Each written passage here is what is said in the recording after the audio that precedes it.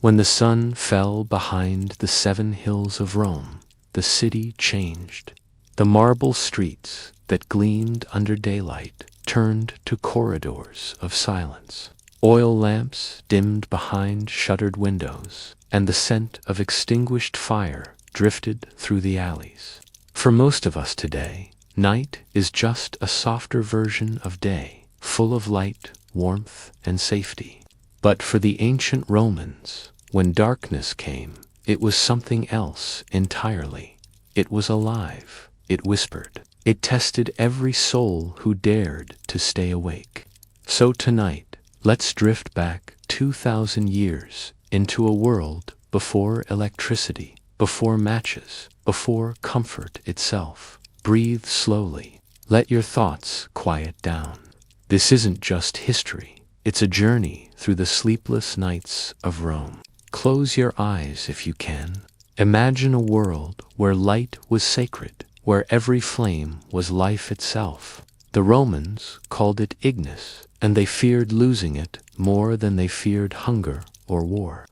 Without fire, the city could freeze, thieves would roam unchecked, and spirits, yes, spirits were believed to rise from the Tiber River. Yet, many nights, they had no choice but to face that darkness alone. In the poor districts, the insulae, where families crowded into narrow tenements, the night began with the dull echo of iron shutters closing. Mothers gathered children close to the dying embers of the cooking fire. They would whisper short prayers to Vesta, goddess of the hearth, begging her not to let the flame die. But oil was costly, wood even more so.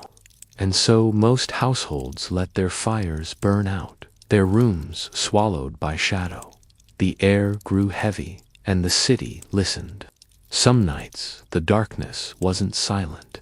You could hear the sound of sandals scraping on stone, the soft cry of a baby from a window, or the howl of a dog from the forum. In those moments, you could almost feel the pulse of the city beating slow and uncertain beneath the moon.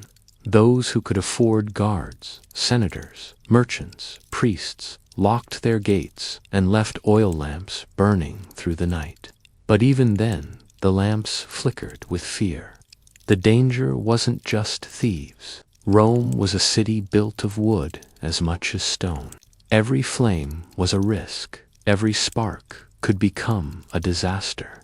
The Great Fire of 64 AD still haunted memory. Even generations later, people spoke of it in hushed tones. Entire neighborhoods had vanished in hours. So the city's rulers passed strict laws. No torches on upper floors. No cooking fires after dusk, no open flame near the markets. But that law brought its own terror, the terror of a night without warmth. In the Suburra, the beating heart of Rome, as working poor, people learned to survive with ingenuity. They hung polished bronze mirrors on their walls to catch the moonlight, turning faint silver into a ghostly glow. They left jars of olive oil open, hoping its scent would keep away rats and evil spirits. And when sleep refused to come, they told stories, stories of heroes who journeyed through darkness, of gods who hid their fires as punishment, of cities that vanished when their flames went out. Fire wasn't just warmth, it was identity.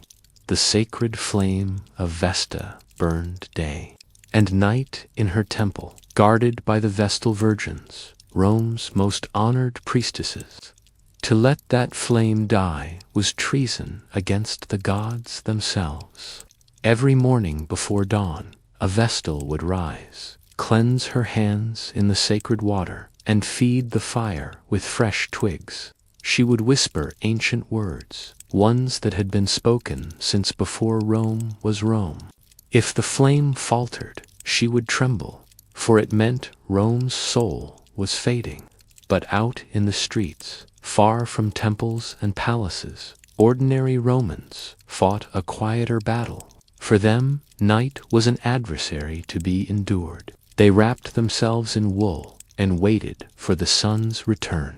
Some kept tiny clay lamps beside their beds, filled with olive oil so thick it burned slowly. Others dared not light anything at all, fearing that smoke might draw attention from prowlers or patrols. The city's vigils, the ancient watchmen, walked their rounds with heavy clubs and buckets of sand. You could hear their voices echoing through the narrow streets. Stay within, stay safe, fires bring ruin.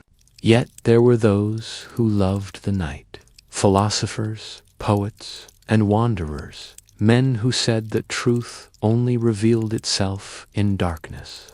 In hidden courtyards and quiet bathhouses, they gathered under the stars. They called themselves the children of silence. To them, the absence of fire was a kind of purity, a way to listen to the world as it truly was. They claimed that when all lights went out, even the stones of Rome whispered of their history. And maybe they were right. Because if you stood by the Tiber after midnight, you could hear something, the soft ripple of water against the embankment, the creak of an empty boat rocking in the current, the murmur of wind through broken statues. Rome at night was alive in a different way, a breathing shadow of itself. The rich dreamt behind silk curtains. The poor slept curled on straw. The slaves, who had no beds, leaned against the walls and watched the moon drift through cracks in the roof. And somewhere in the distance, a single flame burned in the temple of Vesta, the only light that never slept. When dawn finally came, the city stirred like a waking beast. Doors opened. Fires were lit again. The smell of bread filled the streets. And every Roman, from senator to slave, thanked the gods for surviving another night without flame. Because in a world without fire, survival was not about strength or wealth. It was about faith. Faith that morning would come again. Faith that the gods were still watching. Faith that light, the night, never truly left Rome.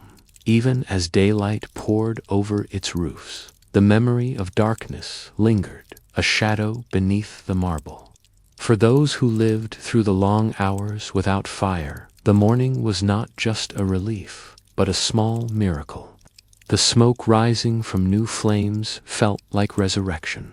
Yet, as the city warmed, it whispered of another truth, that light was a fragile gift, and every Roman carried a quiet fear that one day it might not return. By late afternoon, the city began preparing for night again. Women filled their jars with oil.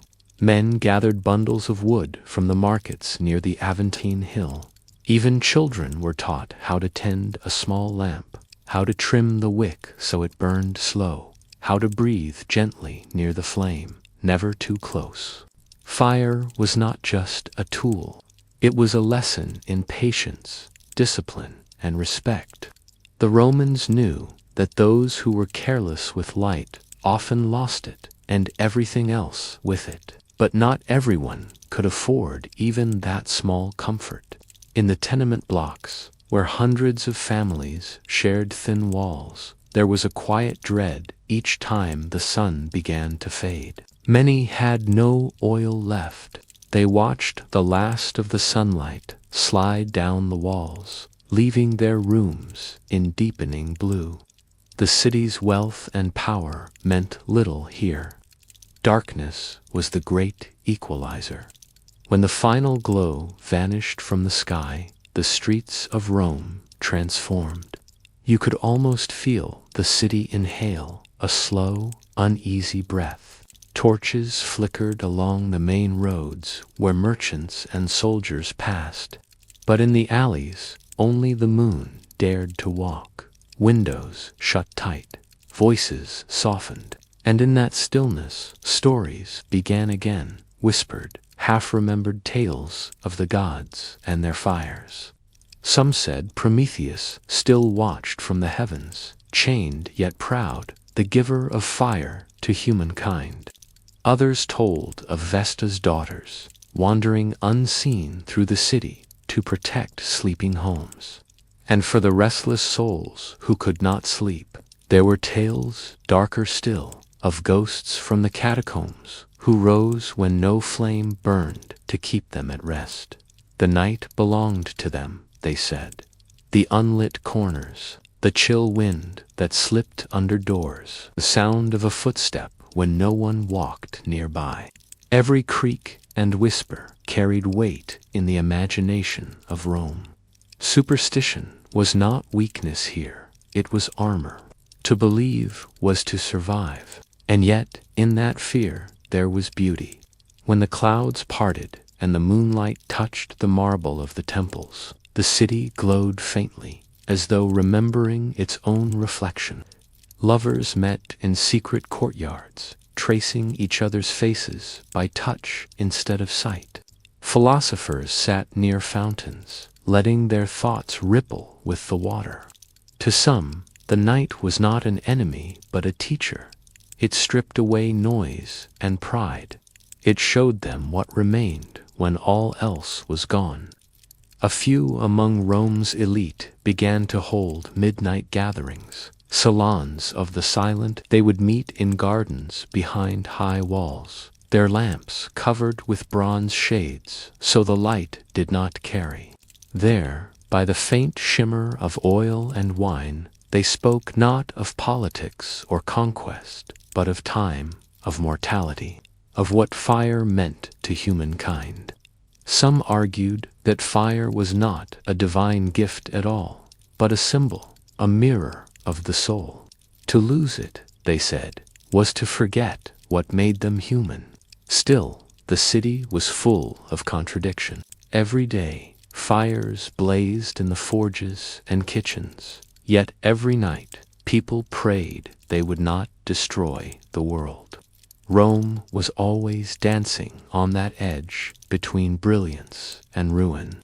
And nowhere was that balance more fragile than in the narrow passageways of the Subura, where a single careless spark could ignite an entire block. That's why the vigils, Rome's night watchmen, were both feared and respected.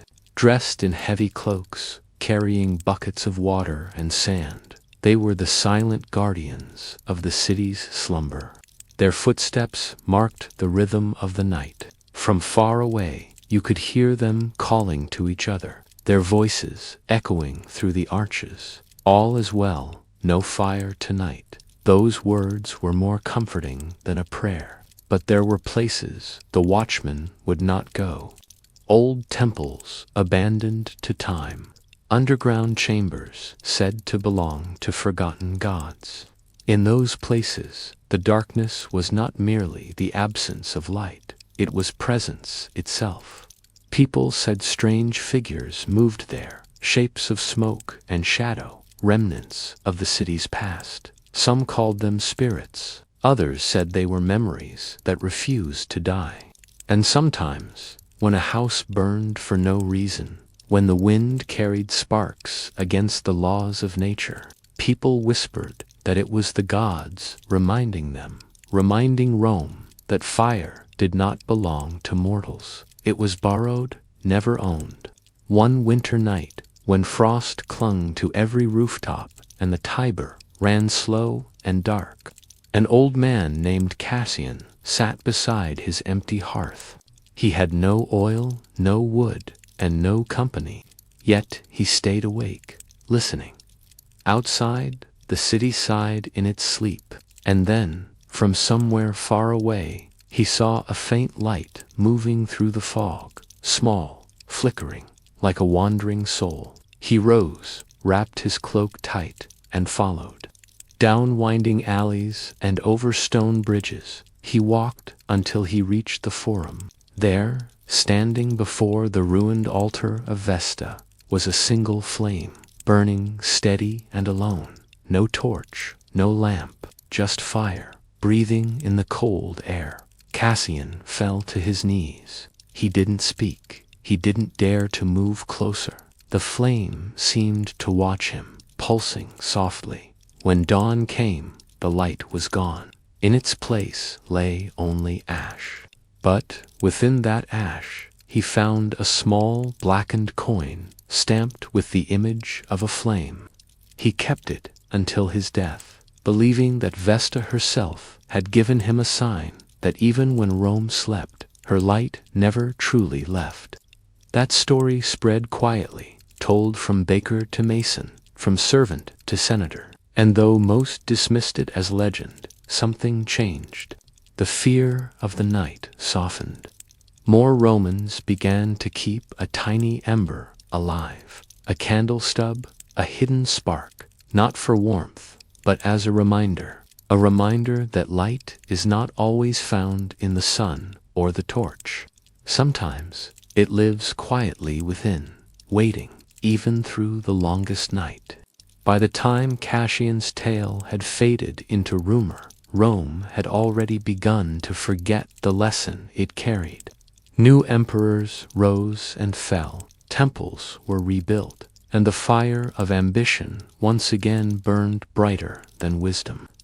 Yet beneath that glittering power, the night still held its quiet dominion. No matter how many torches lined the streets, no matter how high the palaces climbed, darkness waited patiently, like an old god that could never be dethroned. The wealthy learned to make the night more bearable. They filled their villas with bronze lamps, perfumed with oils from the east. Servants were ordered to keep the flames alive through every hour. Some even hired men whose only duty was to guard the wicks keepers of the night. They were called, paid to ensure that no flame died before morning. For those who could afford it, darkness had become a luxury to tame. But beyond the marble gates, the rest of the city lived another truth. In the crowded streets of the Suburra, the air was thick with smoke and the scent of damp stone. When one lamp went out, another did not always replace it. Families huddled close, sharing the warmth of each other's breath. The night became a thing to be endured, not defeated. There was one such family, a young mother named Livia, her son Gaius, and her father, who was blind. Their room was small, one of hundreds stacked together like beehives. The only window faced a brick wall.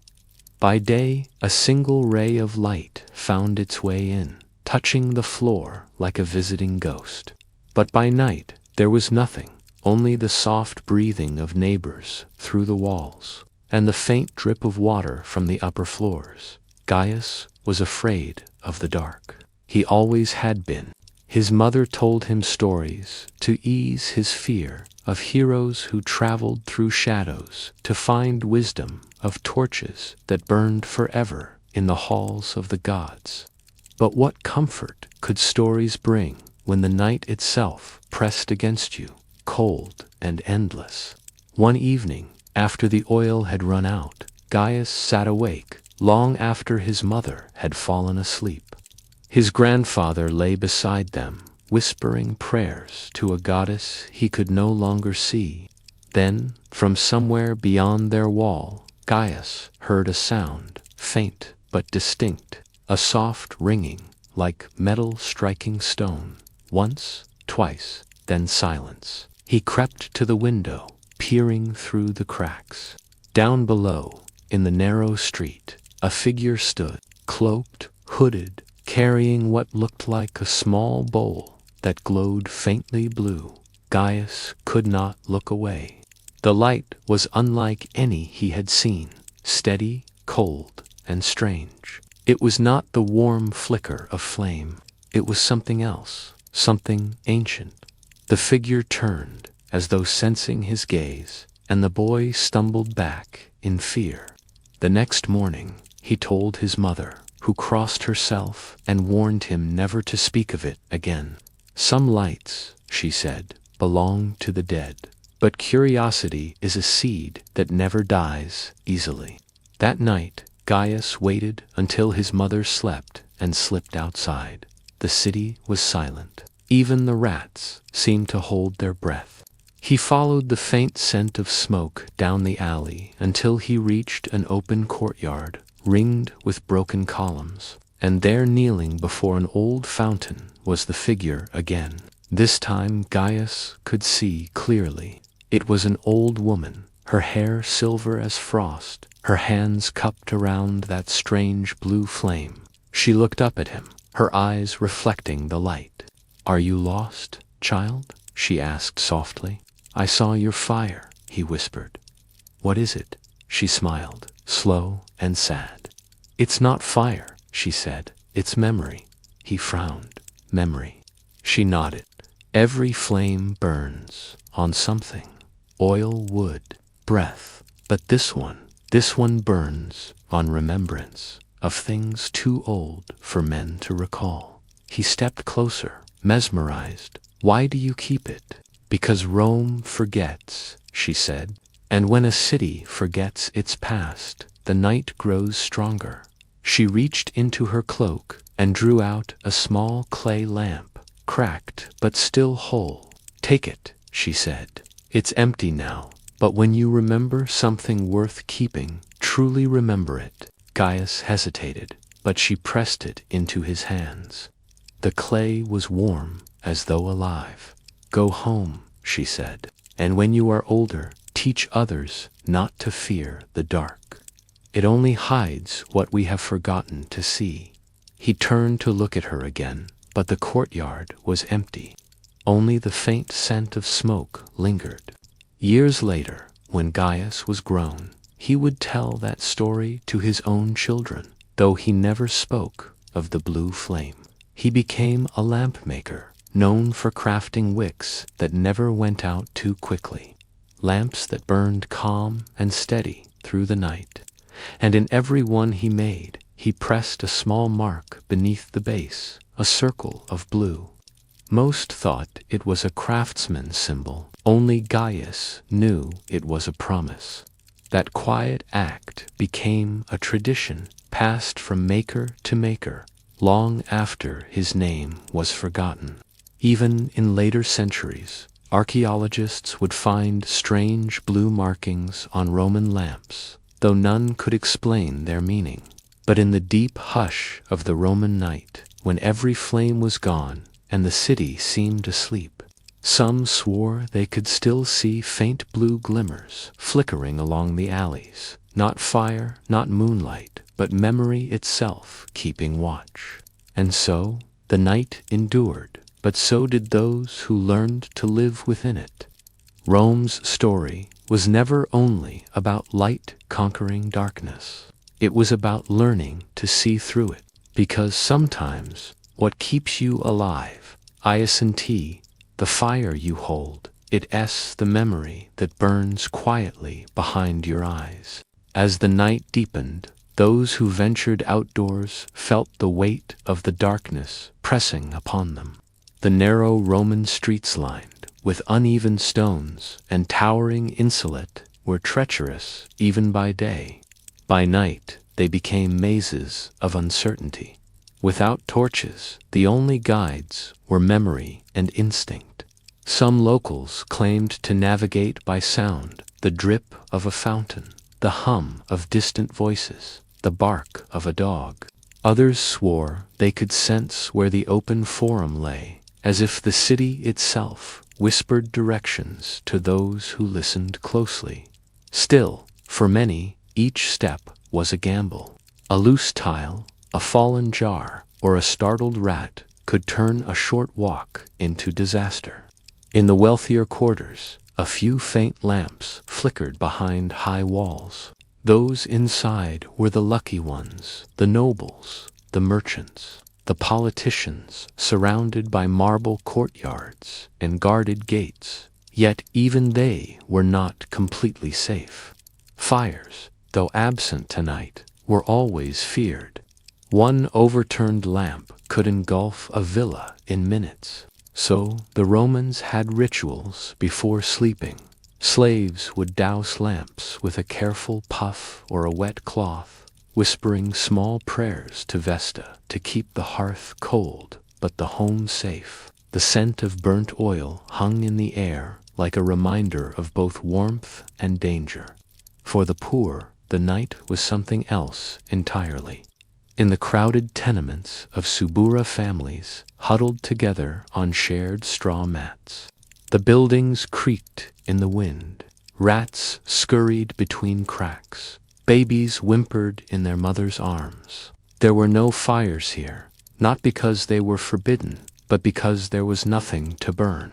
Wood was costly, oil even more so. Many used animal fat for light when they could find it. But tonight there was none.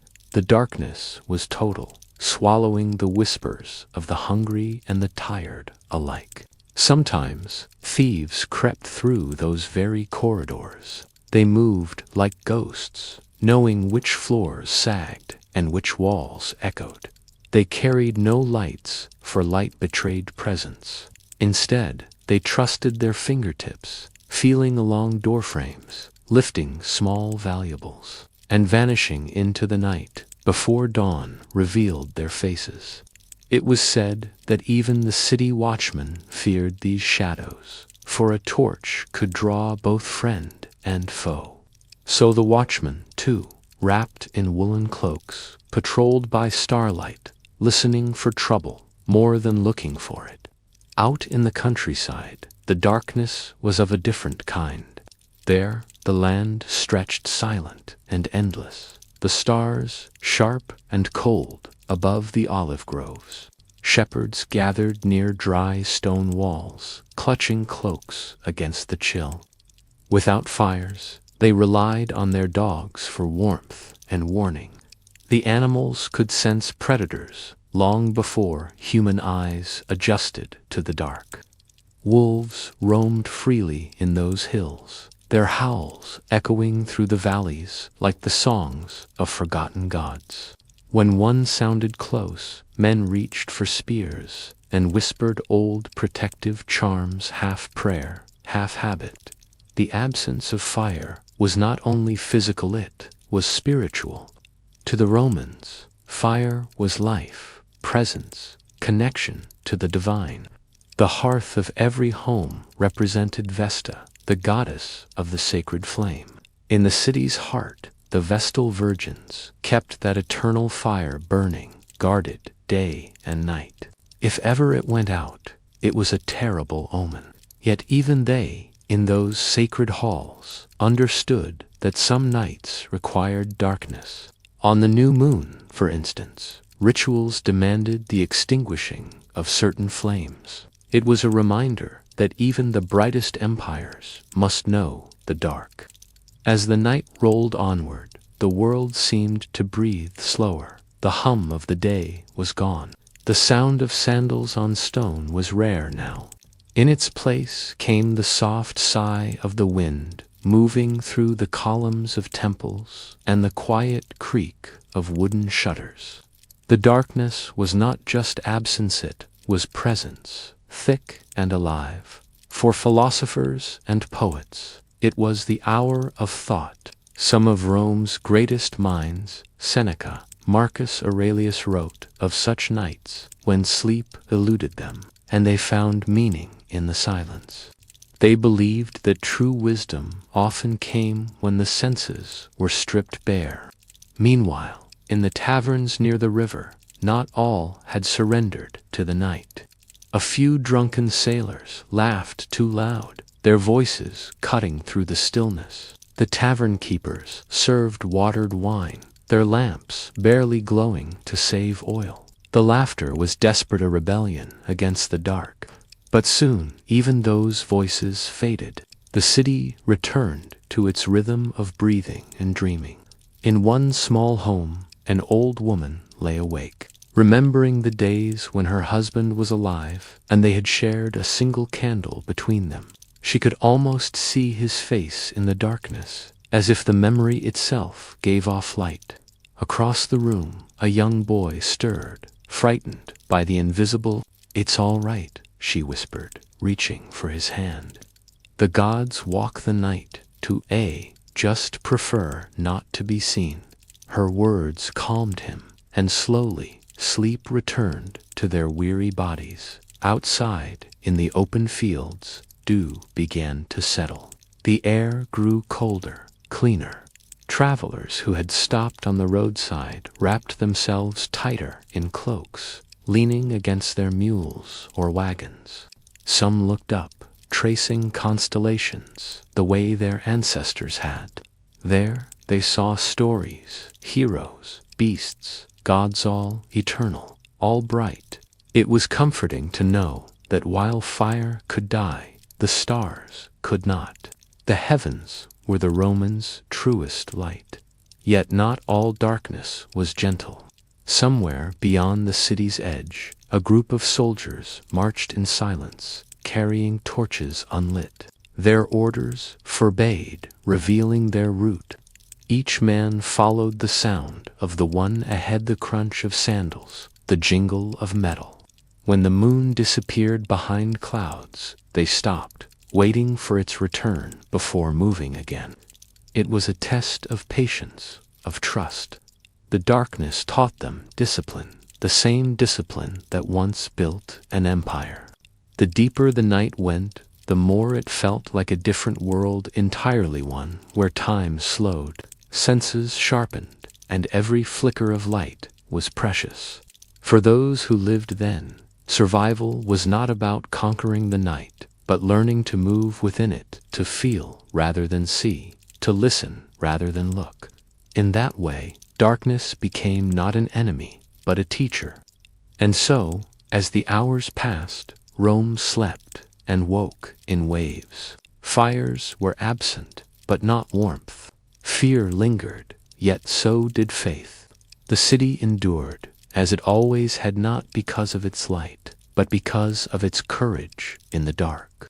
In another corner of the empire, far from the bustling heart of Rome, the night carried a different rhythm. In a small coastal village near Ostia, fishermen lay beside their overturned boats, wrapped in coarse blankets. The sea glimmered faintly, a sheet of silver under a faint moon. Without fire, they relied on the slow shimmer of phosphorescent waves to guide their thoughts. The sea had its own voice, soft, rhythmic, ancient. It lulled them to sleep, and sometimes warned them of storms. Tonight, it spoke gently. The men dreamed of calm waters and full nets. Inside the nearby homes, wives mended torn nets by touch alone, their fingers guided by memory. The oil lamps were long extinguished to save every drop of fuel for morning tasks. They whispered stories to each other, tales of gods and sea spirits, of mermaids who carried lost sailors back to shore. These stories filled the darkness, shaping it into something almost kind. In a world where light was a luxury, imagination became illumination. But for others, the absence of fire was not peace, it was punishment. In certain Roman provinces, criminals were forbidden to keep torches for months as part of their sentence. It was said to drive men half mad. Deprived of light, the human mind began to invent its own shadows. They claimed to see figures in the corners of rooms, or hear whispers that weren't there. Darkness became a mirror, one that showed not the world, but the fears hidden within. Philosophers of the time wrote that this was the true nature of night. It revealed what daylight helped us forget.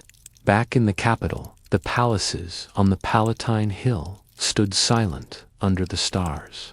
The emperor himself, whoever sat upon the throne at that time, slept under layers of protection, guards at the gates, servants in the halls, the faint glow of censers burning incense near his chamber. And yet, even he was not beyond the touch of night. Many emperors feared the dark, for it brought dreams, visions of betrayal, omens, reminders of mortality. Nero was said to keep musicians awake to drown out the silence. Augustus, on restless nights, would summon readers to recite poetry until dawn. Even power, could not banish unease. There were others, though, who loved the darkness. Astronomers and priests of the cult of Mithras saw night as holy. They believed that true knowledge came when the sun was absent. In their underground temples, they performed quiet rituals, eyes fixed on the heavens through narrow slits in the stone. To them, the stars were not distant fires, but divine eyes watching mankind. Each constellation was a message, and each movement of the planets a whisper from the gods. They saw the dark not as a void, but as a canvas on which destiny was painted. In the hills of Etruria, farmers rose before dawn. They had no lamps-only instinct and the slow brightening of the horizon. Their bodies had learned the rhythm of night and day long before clocks existed. The first cock-crow was their signal. They tied sandals, fed the animals, and waited for the faintest blue of morning. But before the light came, there was always that moment of deepest, darker silence, so complete it seemed like the world had stopped. They called it the breath before dawn. In that breath, Rome still slept, the empire still dreamed. Inside the city walls, not everyone was asleep. The bakers, those anonymous heroes of Roman mornings, were already at work. They didn't need fire for light. They needed it for bread. Their ovens glowed faintly, the only legal flames permitted at such hours. Passersby could sometimes smell the rising loaves even before sunrise. For many, that scent was the first signal that the night's trials were ending. A new day was near. Somewhere, in a dimly lit room, a scholar sat with his wax tablet, tracing thoughts by memory. The light had gone out hours ago, but his mind refused to rest. He recited words from a scroll he could no longer see, committing each line to heart. He believed knowledge, once memorized, became its own light one that no darkness could erase.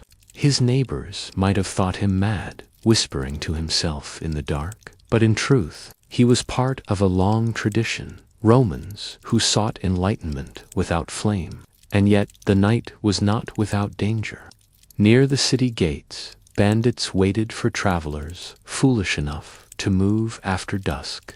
They did not need light to rob, they needed silence. Their ears were trained to hear the faint rattle of a cart, the jingle of coin, the whisper of fabric. When they struck, it was swift, unseen. Victims would only realize what happened once it was over. That was the paradox of Rome's nights, so alive with unseen movement, yet utterly still to the eye. As midnight deepened, the world seemed to change shape. The marble temples, brilliant and imposing by day, became shadows of themselves, black outlines against the stars. Statues looked different, too. What by daylight were proud faces now seemed to frown or turn sorrowful. Some citizens avoided looking at them altogether, afraid of catching the gaze of a god in the dark. Superstition ran deep in Roman veins. They believed spirits wandered freely at night, restless souls of the unburied or the wronged to ward them off. Some hung small amulets by their doors, while others simply prayed. Let the night belong to them, they said, as long as the dawn returns to us. In the final hours before dawn, when the stars began to fade, the night softened. Even the stray dogs, who had barked through the earlier hours, lay down quietly. A faint light began to touch the domes and rooftops, turning darkness into silver. The city, still breathing in its sleep, was about to awaken. Soon fires would be relit, kitchens would smoke, markets would stir. But for a few precious moments, Rome existed in that fragile in-between, neither dark nor light, alive, yet dreaming. And as the first rays broke over the Tiber, the people who had survived another night without fire opened their eyes. They stretched, yawned, and thanked the gods, not for light, but for endurance. Because in their world, the night was not something to escape, was something to overcome. And that quiet strength, learned in the shadow, was what truly kept the Roman spirit burning.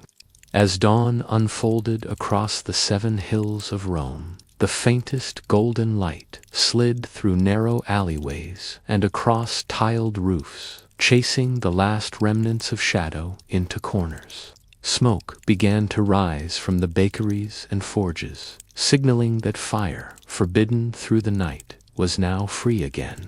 To the people of Rome, the morning flame was more than warmth. It was victory over the long, silent dark. Women carried clay lamps to refill them with oil. Servants opened shutters to greet the new day, and children blinked at the brightness as though waking from a dream. But for some, the night's chill lingered deeper than the skin, a reminder that every Roman sunset carried a quiet test of survival. In the slums near the Subura, life returned slowly. The poorest families had no hearths of their own. They depended on public braziers, lit at dawn by city attendants. Crowds gathered early, holding out small pots to capture a spark. There was always noise, laughter, arguing, gossip. People compared how they spent the night. One man boasted that he de-slept soundly through a rat running over his face. Another swore he'd heard ghosts whispering outside his window. The women, half amused, half weary, spoke of infants who wouldn't stop crying until the first light touched them. It was all part of the morning ritual to trade tales of the dark as though conquering it together. At the same hour, the wealthy stirred behind the marble walls of their domus. Slaves brought warm water for washing, perfumed oils, and trays of fruit. The patricians rarely saw the dark beyond their courtyards, yet even they carried a faint reverence for it. They spoke of night as though it were a creature to respect, a silent beast that could not be tamed, only endured. In their libraries, philosophers debated the meaning of sleep and shadow. One scroll, written by the Stoic Seneca, suggested that to sit calmly in the dark without fear was proof of a disciplined soul. To him, fire was not courage, patience was. As the streets filled again with carts, traders, and chatter, Rome's night dwellers faded from sight. The thieves, the mystics, the night guards, all retreated into rest. But there was one group that rarely saw daylight. The Vespertilians, men hired to tend the city's lamps after dusk. They were paid by the magistrates to climb ladders, trim wicks, and ensure the streets near temples and markets never plunged into complete blackness. Yet, when morning came, they were forgotten. Some lived their whole lives between dusk and dawn, known only by the faint scent of oil that clung to their clothes. They had a saying among themselves: "The light belongs to others, but the flame is ours." Outside the city walls, farmers greeted morning differently.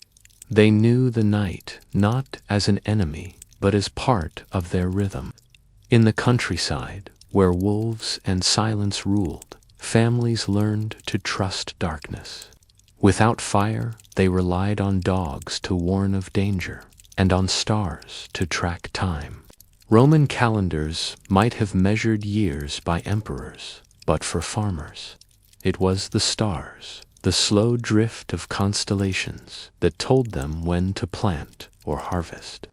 In those hours before dawn, when frost glistened on the fields, a farmer might whisper a prayer to Ceres, goddess of the earth, asking her to protect the crops from night's cold breath. Meanwhile, in the temples, priests and priestesses prepared offerings for the gods of light.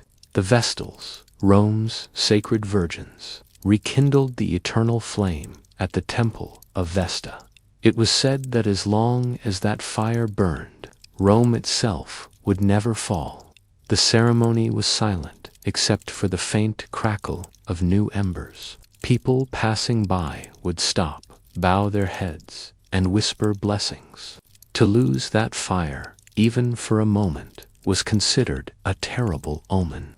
But deep down, many Romans wondered, what if, one night, the flame did die? Would the sun itself refuse to rise? By midday, the memory of darkness began to fade. Markets buzzed, fountains splashed, arguments rose and fell like waves. Yet, as the sun reached its peak, an odd stillness came over the city, not from silence, but from heat. Even in November, the stone walls absorbed sunlight until they glowed. Those who could afford it withdrew indoors, where the air was cooler. But the poor found shade beneath bridges or inside taverns, drinking watered wine and waiting for evening to fall again. For all their hardships, they still greeted the coming night with the same unspoken courage, knowing that fire, though absent, was never truly gone. When dusk finally returned, so did the ancient dance of survival. Oil lamps flickered to life one by one, the last legal flames before curfew. Families gathered close, their faces glowing in small circles of light. Beyond those circles, the city dissolved into shadow. Dogs barked, a flute played somewhere in the distance, and the night watch took up their torches. The first chill settled like a sigh. In the hills overlooking Rome, a traveler stopped on the roadside. He was alone, his donkey tethered, his cloak pulled tight. From that height, the city looked like a sea of embers scattered beneath the stars. He could see the faint glow of the forum, the fires of the bakeries, the steady line of torches moving along the Tiber, and beyond that, nothing but black. He smiled faintly. The Romans might think themselves masters of the world, he thought, but the night still belonged to the gods. The traveler closed his eyes and listened. The sound of wind, the rustle of leaves, the whisper of distant water, it was enough. Somewhere far below, a woman sang a lullaby to her child. The melody rose and fell like the tide, soft and ancient. It was the same tune mothers had sung for centuries, long before Rome existed, and in that moment, surrounded by the deep quiet of the empire's sleeping heart, the traveler understood. Light may rule the day, but darkness holds the soul. As he drifted into rest, the stars above seemed to tremble, as though remembering all those who had ever looked up from the Roman earth, wondering the same thing: how do we survive the night? The answer, perhaps, was simpler than they knew.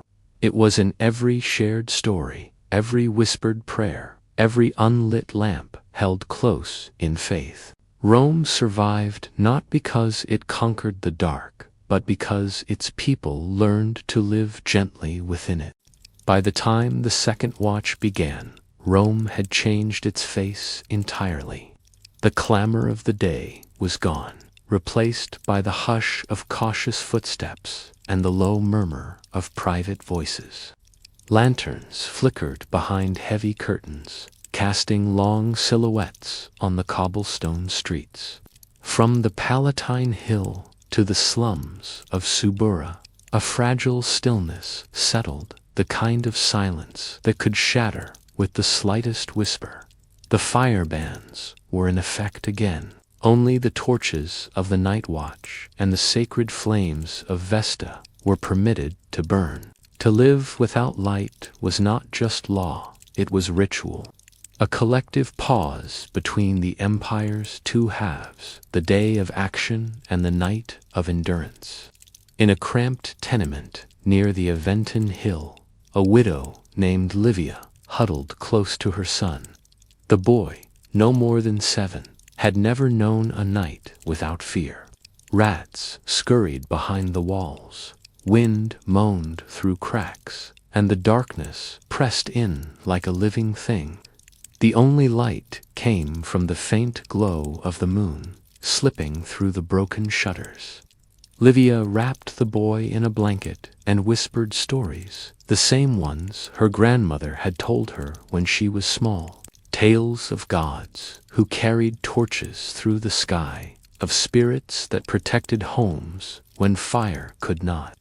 The boy listened wide-eyed, clutching her arm as the shadows moved, and as the words filled the air, something changed. The fear softened. The story became their warmth, their protection. Elsewhere in the city, beneath the arches of a quiet bridge, a group of laborers shared a different kind of comfort. They had stolen embers from the day's fires and buried them inside a clay jar. The men crouched around it, feeding it bits of dry straw, careful not to let the glow escape. One man, his hands rough from stone cutting, held them out to the faint heat and sighed. "If they catch us, they'll fine us half a month's wages," he muttered. Another man laughed softly. "Then we'll tell them we were keeping a god alive." They all chuckled at that, a laugh that sounded both weary and proud. For the poor, survival often meant defying the rules, but even rebellion had a sacred tone when it came to fire. At the same hour, a senator named Gaius reclined in his courtyard, staring at the stars. He had lived through wars, uprisings, and the madness of emperors, yet the silence of the Roman night still humbled him. "Strange," he said to his servant, "how we command legions by day but fear the shadows by night." The servant nodded but said nothing. He too had seen the dark stripmen of their titles. Out there, beyond the reach of torches, everyone was the same, emperor or beggar, priest or thief. The night didn't care. In the forum, the marble statues seemed to breathe in the moonlight. The figures of old heroes, Romulus, Augustus, the gods themselves, stood as if listening to the faint hum of the city's pulse. Somewhere in the distance, an owl called a sound the superstitious Romans considered an omen. Those who heard it might whisper a quick prayer or touch a charm around their neck. For all their gods and temples, Romans still clung to small rituals, gestures passed down from generations that carried more comfort than reason. Beyond the walls, the Tiber River gleamed faintly under the starlit sky. Barges rested at anchor, their cargo secured until morning. The water moved with a quiet rhythm, reflecting fragments of light from the city above. On its banks, a lone fisherman sat waiting, though he knew few fish would bite at this hour. He didn't come to catch anything. He came because the night on the river felt like another world, slow, ancient, and honest. He hummed an old tune, one his father had taught him, and watched the ripples spread outward. The river had carried so many things: ships, prayers, ashes, secrets. Tonight it carried his thoughts. As the hours deepened, so did the cold. Without fires to warm them, many wrapped themselves in thick cloaks or huddled together in doorways. Even the city dogs, once fierce, curled into themselves near the heat of their own breath. From the hills, Rome looked peaceful, a sleeping giant, lit by the faint pulse of moonlight. But inside its walls, countless small struggles played out unseen. A merchant prayed for his lost son. A slave dreamed of freedom. A soldier on guard duty fought to stay awake, his hand tight around a torch that must never go out. Around midnight, the sound of footsteps echoed through the empty forum. A patrol of guards marched in pairs, their armor gleaming faintly. They carried torches not only for light, but as symbols of order. Where their fire went, law followed. Yet even they walked faster when they passed the old temples, the ones said to be haunted by forgotten gods. Rome's night was full of memories. Every shadow seemed to hold a story, every corner a whisper of what had been in the hills beyond the city, where the graves of ancestors lined the road. The darkness was thicker. Travelers avoided it when they could. Those who had no choice often sang as they walked, not for joy, but to remind themselves they were still alive. The wind carried their voices across the fields, low, trembling notes that mixed with the rustle of grass. Somewhere, an unseen flame flickered deep inside a tomb. Whether it was real or imagined, none could say. Back in the city, Livia's son had fallen asleep. The last of her whispered stories faded into silence. She looked toward the window, where the moonlight rested on the floor like spilled milk. Somewhere outside, a rooster crowed too early, too bold. Livia smiled softly. The night had not won. Tomorrow would come, as it always did. And when the first flame returned to her home, she would whisper a quiet thank you, not to the gods, not to the city, but to the darkness itself, for letting them pass safely through. Because that was how the Romans survived the night, not with fire, but with faith. Faith in stories, in each other, in the fragile rhythm of life that carried them from dusk to dawn. They had learned, in their own way, that sometimes the bravest thing one could do was simply to wait for morning. The city was different at night, softer somehow, though no less alive. From the narrow alleys of Trastevere to the marble colonnades near the Palatine, the darkness seemed to breathe with the rhythm of Rome itself, slow, heavy, and ancient. Without the usual glow of firelight, every sound became sharper. The distant clatter of a cartwheel, the rustle of cloth against stone, the faint whisper of water dripping from a cistern, they all blended into a kind of nocturnal symphony. For those who listened, it was as if Rome spoke differently after sundown.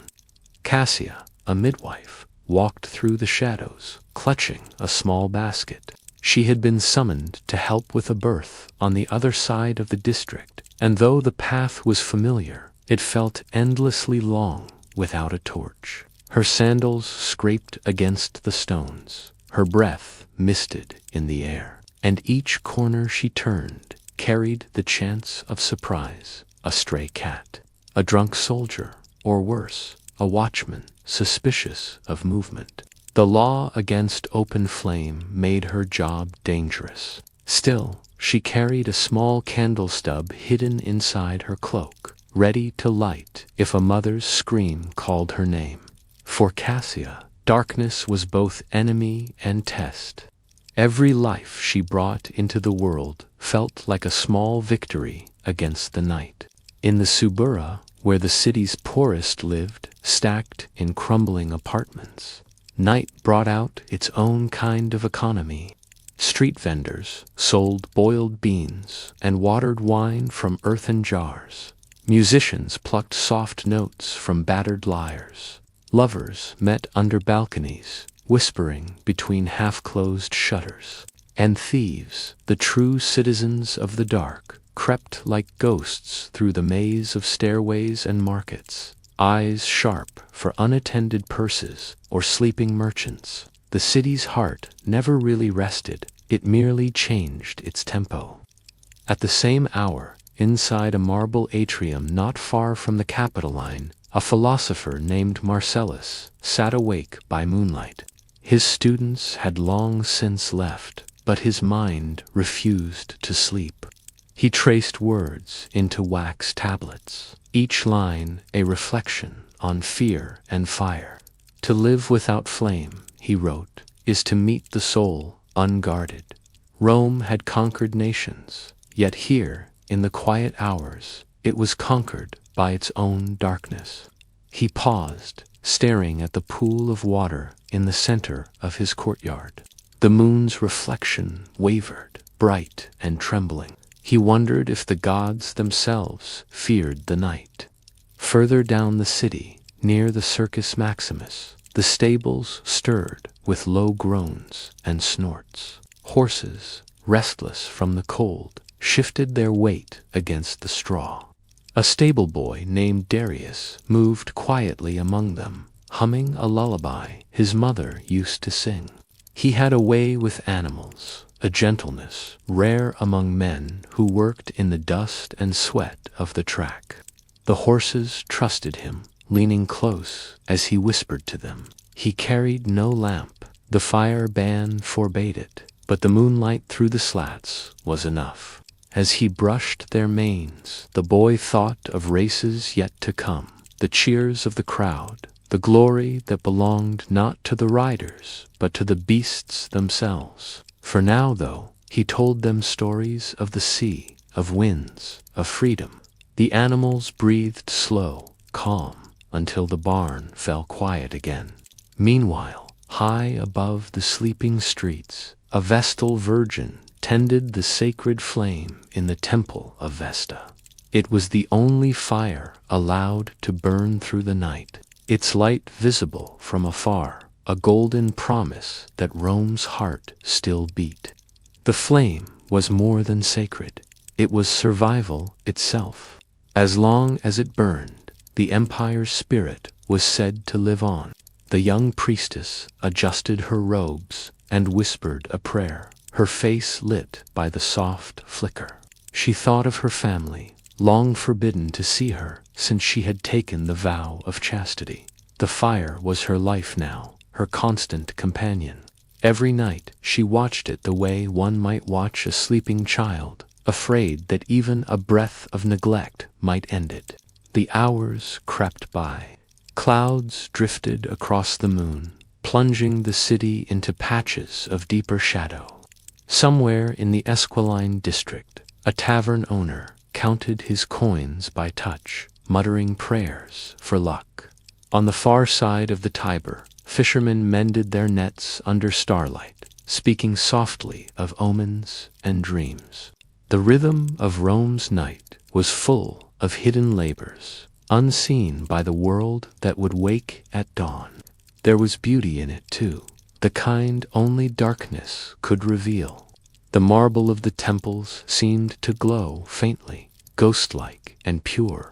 The river carried reflections like silver snakes, and in the air, beneath the cool hush, there was a sense of waiting, as if the entire city held its breath for the first flicker of morning flame.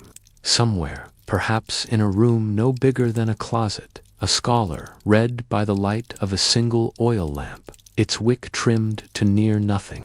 His eyes burned from the strain, but the words drew him onward. He was translating a Greek poem about the stars, fitting, he thought, since they were his only companions. The poet had written that every night is a mirror, and in it we see the gods who made us. The scholar smiled faintly. Maybe that was why the Romans endured the darkness, because, in it, they found a reflection of themselves. The night stretched on, and though no one spoke of it, the people of Rome shared a silent understanding that survival here was not just a matter of light or warmth. It was faith, not in gods or emperors, but in the simple, stubborn rhythm of the human heart. As dawn still hid behind the eastern hills, the last hours of night felt heavier than before. A thin mist rolled over the cobbled streets, softening the edges of columns and rooftops. From a distance, the sound of the Tiber River murmured like a restless dream. Rome, even half asleep, carried its own kind of awareness, as if the city itself was alive, waiting for light to touch its ancient stones. Cassia finally reached the small domus where she'd been summoned. Inside, a woman cried out in pain, her voice raw and echoing through the atrium. Cassia set down her basket, her hands trembling slightly as she unwrapped the few tools she had: linen cloths, herbs, and a dull bronze blade. There was no lamp, only the faint glow of dawn pressing through a high window. The air smelled of fear and sweat. "Breathe," Cassia whispered, wiping the woman's brow. "You are stronger than the night." The child came as the first blush of morning touched the city's edge. A weak cry, but enough to fill the small room with life. Cassia smiled, exhaustion softening her features. She held the newborn close, whispering a silent prayer to Juno Lucina, goddess of childbirth and light. Another victory, small and sacred. As the mother drifted into sleep, Cassia stepped outside, looking toward the brightening sky. For a moment, she let herself imagine what it would feel like to live in a world where fire never had to fear the law, where every night could be safely lit. Elsewhere, in the upper levels of the Aventine Hill, Marcellus finished his writings. The philosopher's tablet was filled with reflections from the night before, thoughts of flame, of endurance, of how human spirit outlasts even darkness. He stepped out onto his balcony, the cool air biting against his skin. From here, he could see almost the entire city, the temples, the aqueducts, the distant flicker of the Vestal flame still burning in the Forum.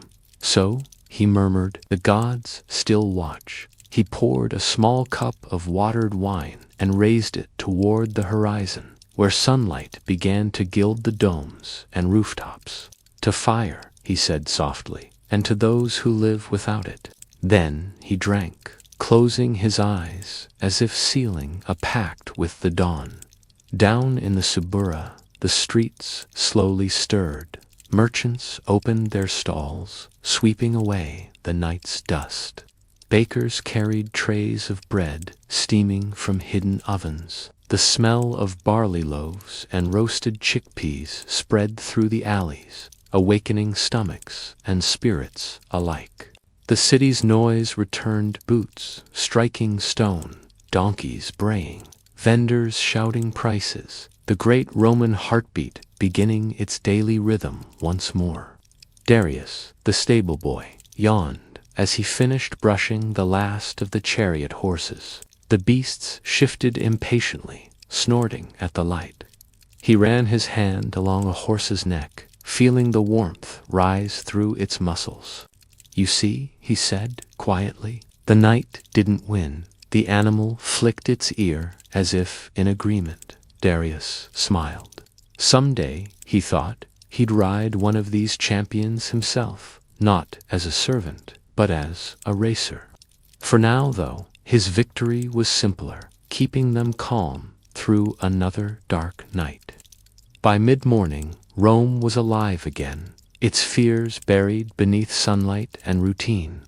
But for those who had walked the night, the midwife, the philosopher, the stable boy, the priestess, the memory of darkness lingered. They carried it like a secret lesson, that light is not simply a gift, but something earned.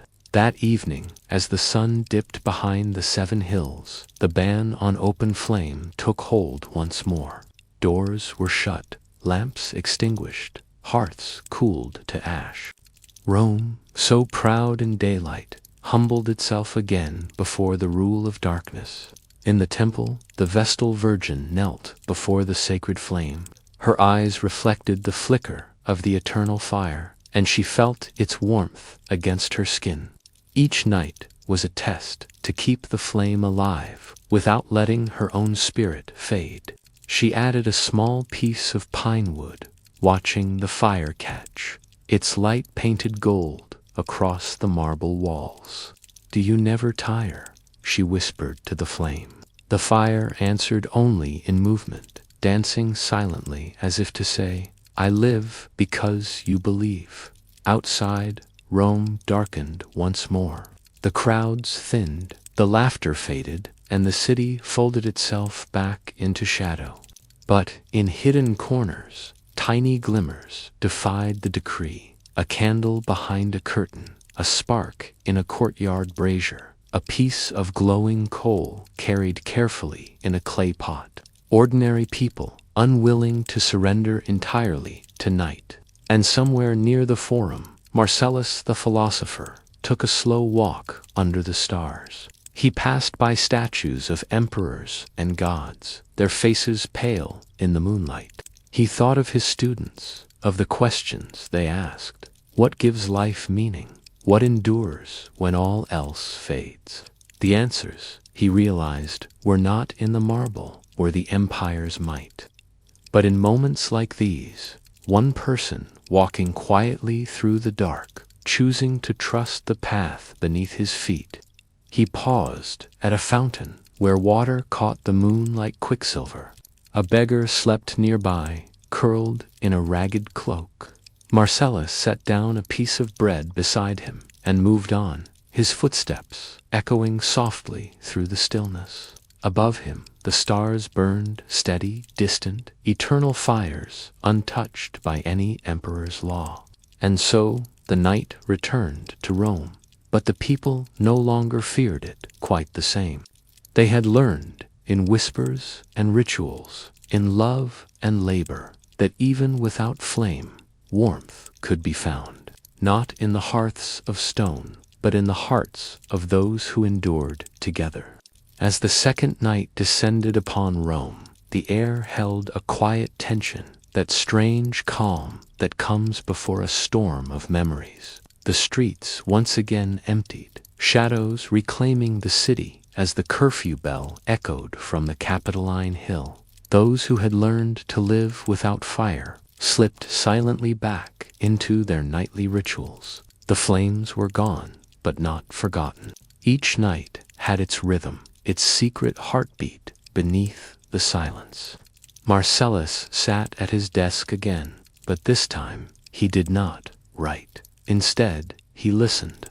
The philosopher found comfort in the sounds of a city forced to stillness, the wind brushing through vines, the faint coo of pigeons nesting in the eaves, and far away the rhythmic drip of water from an aqueduct crack. He thought of his students and their endless questions about the soul, the gods, and the laws that chained both man and spirit.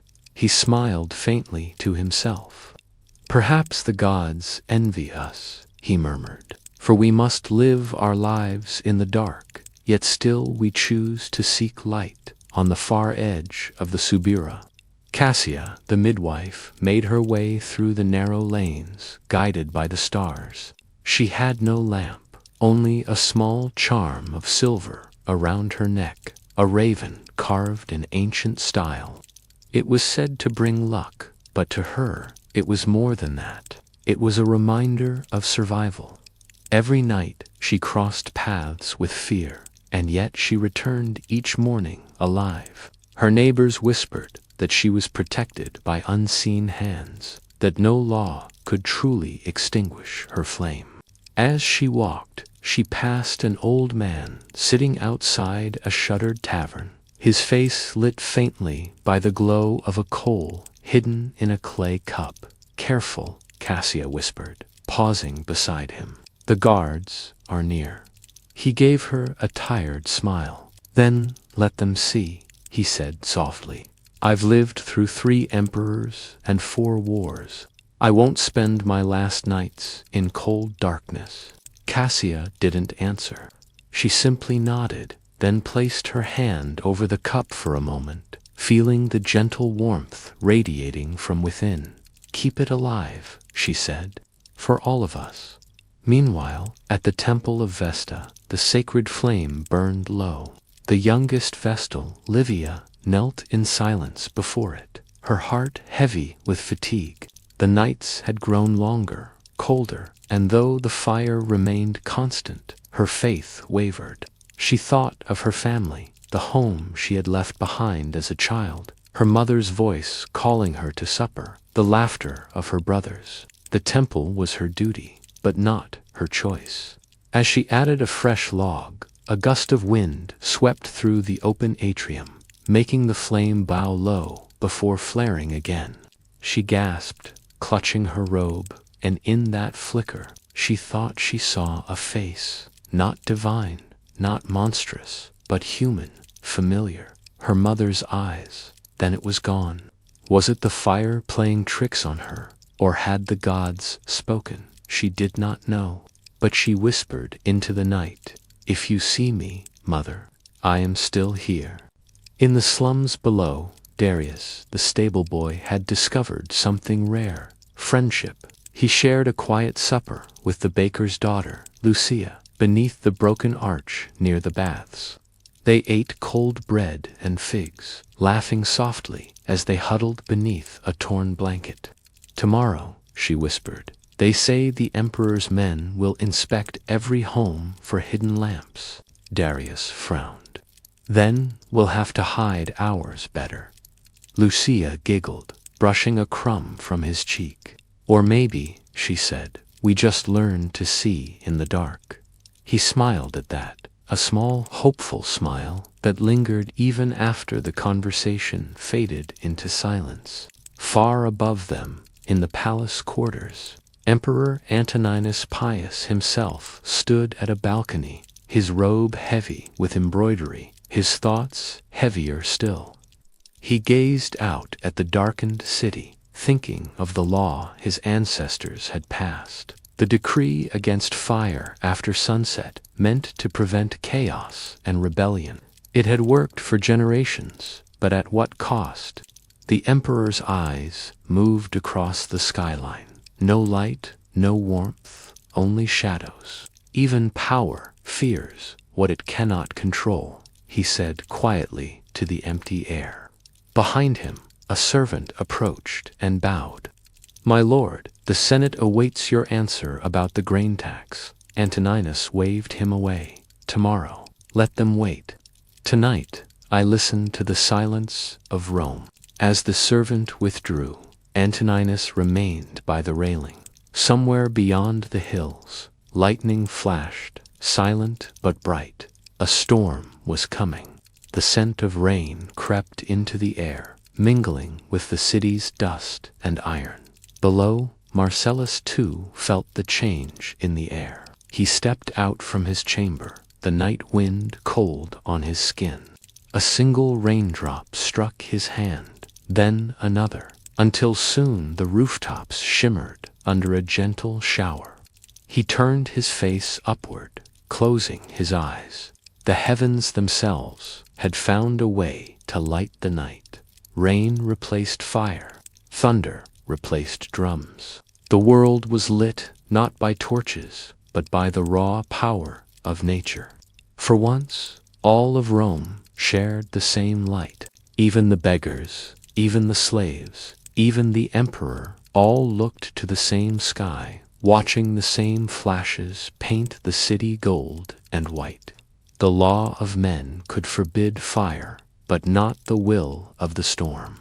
Somewhere in the distance, a voice sang, low, wordless, and haunting. It rose with the wind, echoing between walls and temples, a melody both mournful and defiant. Cassia paused in the rain to listen. Livia, in the temple, raised her eyes from the flame. Marcellus whispered to himself, "We are not alone." And for that brief moment, in thunder and rain, Rome forgot its darkness. The storm had passed by dawn, but its echo lingered in every puddle, every damp whisper that crept through the stone streets of Rome. The air smelled of wet earth and smoke, faint, forbidden smoke. Somewhere, someone had dared to kindle fire again. Marcellus awoke to the sound of distant footsteps, not the heavy march of soldiers, but the soft, purposeful tread of those who moved with secrets in their hearts. He dressed quickly and stepped outside, his sandals splashing in shallow pools. The world seemed quieter after the rain, as if the storm had washed away not just the dust, but the fear that had long clung to the city. In the alleyway behind his home, he saw it, a tiny flame flickering inside a broken clay bowl, shielded by a piece of bronze. A woman knelt beside it, whispering a prayer to Jupiter, her hands trembling with awe. When she saw him, she froze. "Please," she begged. "I only wanted to thank the gods for the rain. I will put it out." Marcellus raised a hand.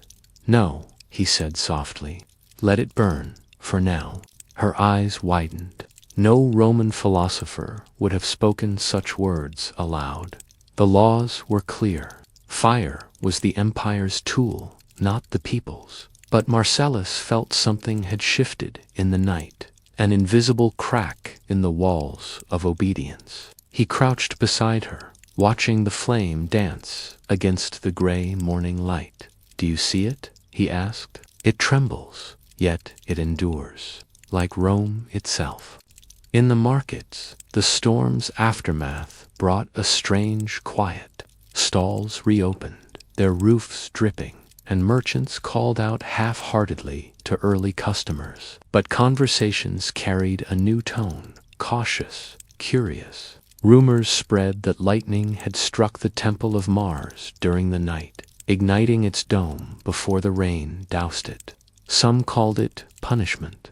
Others whispered it was a sign that the gods themselves had relit Rome's sacred fire. At the baths, the workers gathered to discuss it. One of them, a grizzled mason named Publius, said, "Maybe the heavens grow tired of the emperor's darkness. Maybe it's time we remember what warmth feels like." A younger man frowned. "Careful, old one. Words like that can get you chained." Publius smiled, tapping his chest. "I've lived long enough to know fear burns colder than any night. I'd rather die in light than live in shadow." Meanwhile, deep beneath the city, the sewers carried the rainwater out toward the Tiber. In those echoing tunnels, another kind of gathering took place. The Society of Shadows, men and women who had long defied the imperial decree, met by the faint glow of hidden embers. They were scribes, scholars, and wanderers, united not by faith or politics, but by a single conviction that light belonged to all. At their head sat an elderly woman named Fausta, once a priestess, now a fugitive. Her voice was steady as she addressed the others. "The city dreams again," she said. "The storm has reminded them of what they've lost. We must move carefully, not with rebellion, but remembrance. Let them remember warmth. Let them remember choice." A young apprentice asked, "But if they catch us?" Fausta smiled faintly. "Then they'll learn the truth that no empire lasts forever when its people stop fearing the dark." Above them, Livia the Vestal stared into the sacred flame. It had survived the storm, glowing brighter than before. She felt a strange stirring in her heart, as if the fire had a message only she could hear. The temple was silent, save for the crackle of the logs. She whispered to the flame, "Is it time?" And though it gave no words, the flame danced higher, as if answering. Across the river, Cassia the midwife tended to a newborn, a boy born during the storm, his cries sharp and defiant. The mother, exhausted but smiling, said, "He came with the thunder." Cassia wrapped the infant in cloth, gazing down at his tiny face. "Then he will carry its fire," she murmured, "where he was born in darkness, but he'll live to see Rome burn bright again." By midday, the city began to dry. The Tiber shimmered like a mirror, reflecting a sky scrubbed clean by rain. Yet beneath that peaceful surface, a quiet revolution brewed. Households that had once obeyed the curfew now lit small fires in their kitchens, claiming them as offerings or incense rituals. The prefect's guards noticed, but they couldn't arrest half the city. When word reached the palace, Emperor Antoninus listened with an expression of quiet dread. His advisors urged swift punishment, mass raids, public executions, but he hesitated. Perhaps, he said slowly, the people are merely grateful for the rain. His generals exchanged uneasy looks. Gratitude can become rebellion, my lord, one warned. Antoninus turned toward the window. The afternoon light spilled over his robes, soft and golden. So can silence, he said. That evening, as dusk returned, Rome stood at a crossroads. The sun dipped below the hills, and for the first time in generations, firelight flickered openly in more than one home. A baker's window glowed faintly. A candle burned beside a scholar's scroll. Children laughed as they watched shadows dance on their walls. And in that fragile warmth, something ancient. For though the fire could be forbidden, its memory lived in every heart that longed for light. Marcellus returned to his desk that night and began to write once more. His quill scratched softly. History remembers the flames that built Rome, not the darkness that tried to silence them. He paused, dipped the quill again, and smiled faintly. Outside, the city breathed. The next morning dawned heavy with unease. Rome awoke not to birdsong or temple bells, but to the distant clang of armor. From every narrow street came the sound of boots, the prefect's men sweeping through the city like a cold tide. Their orders were clear: extinguish every unauthorized flame, arrest anyone who refused. Marcellus watched from his window as two soldiers overturned a brazier in the courtyard below, sending sparks scattering across the stones. The owner, an old woman, pleaded softly, "It's only for warmth, my lord. My son is sick." One of the soldiers hesitated, but the other struck the brazier with his spear, scattering the embers. "The emperor forbids it," he said. "No more fire after dusk." The woman's eyes shone with tears as the soldiers marched away. Marcellus could no longer bear it. He left his house and followed the patrols through the winding streets, his heart pounding. The city felt changed, not just colder, but quieter, as if even the walls were holding their breath. He passed the forum, where statues of long-dead emperors glared down from marble pedestals. Smoke still curled faintly from last night's storm-burnt torches. A young boy tried to light a candle in the shadows, but his father quickly snatched it away. "Not here," he whispered. "Not now." In the distance, the prefect himself rode through the city on horseback, a tall, severe man draped in black armor. His name was Gaius Varro, a soldier who had risen to power through loyalty and silence. His face was carved with discipline, his eyes sharp as polished obsidian. He watched the city with the gaze of a hunter who knew every movement, every tremor of defiance. By noon, arrests began. Anyone found with flame or oil after sunset was taken to the holding cells beneath the forum. The prisons filled fast: artisans, bakers, even a scholar from the library of Trajan. Rumors spread that the prefect planned a public trial to remind the people that Rome's strength came from obedience, not warmth. But obedience is fragile when built on fear. That night, Marcellus returned to the baths, the same place where whispers of rebellion had first begun. The corridors were empty, the air thick with steam and secrecy. Deep within, by the old stone pools, he found Fausta and the others waiting.